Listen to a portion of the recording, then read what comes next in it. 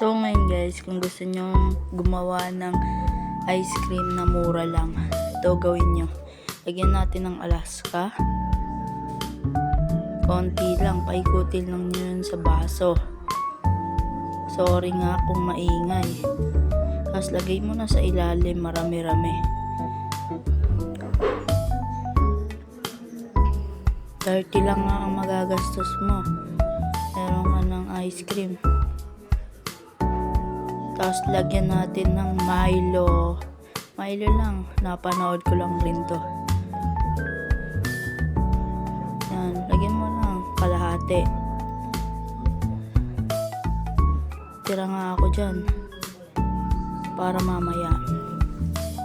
Tapos lagyan na natin tong yellow. Sorry nga, natagalan ako dito. Kasi dumikit na sa plato. Mangkok pala, sorry.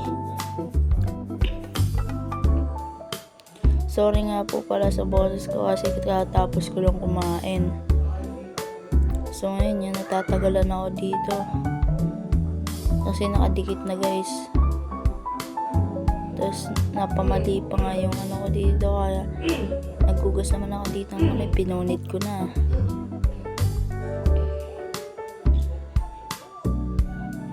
So ngayon guys, ayan na naman. Lalagay ko na dyan yung yellow. Kasi napunit na din. Kaya binuhos ko na dyan. Tagalan nga ako dito. Kami. Wala nga akong kasama. Ito nga. Ako lang yan na nagbablog. Kaya inano ko lang. Wala kasi yung kasama ko. So, yan.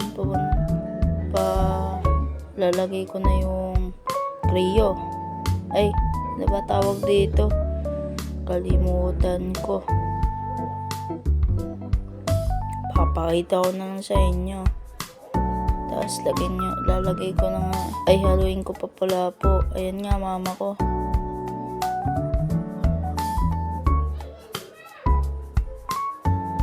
Ayan na. Tapos lagay na natin tong pupunasan naman natin dito kasi basang-basa na gawa ng yelo. Kaya ayan na, lalagay ko na to pangalan nito. Basta kung gusto nyong Oreo, yun lagay nyo. Kaya ang Creo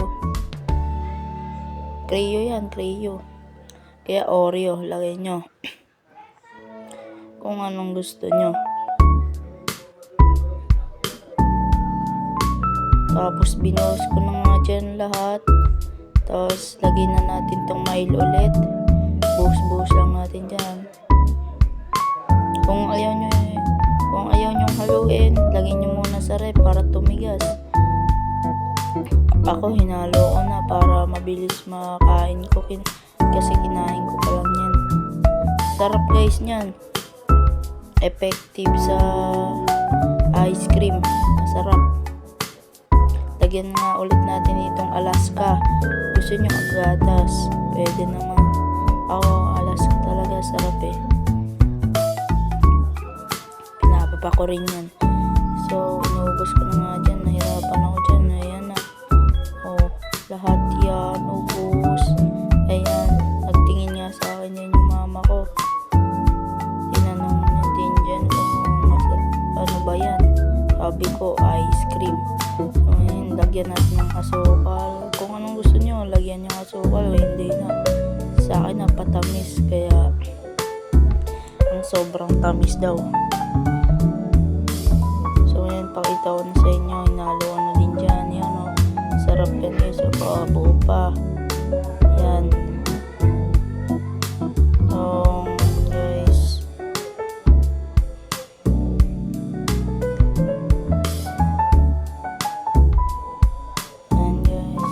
Tapos pakita ko naman. Ayan na, nagtitingin na. Ayan, susubo na naman sa pare ko. Sarap. Gawin nyo na. 30 pesos lang magagastos mo dyan.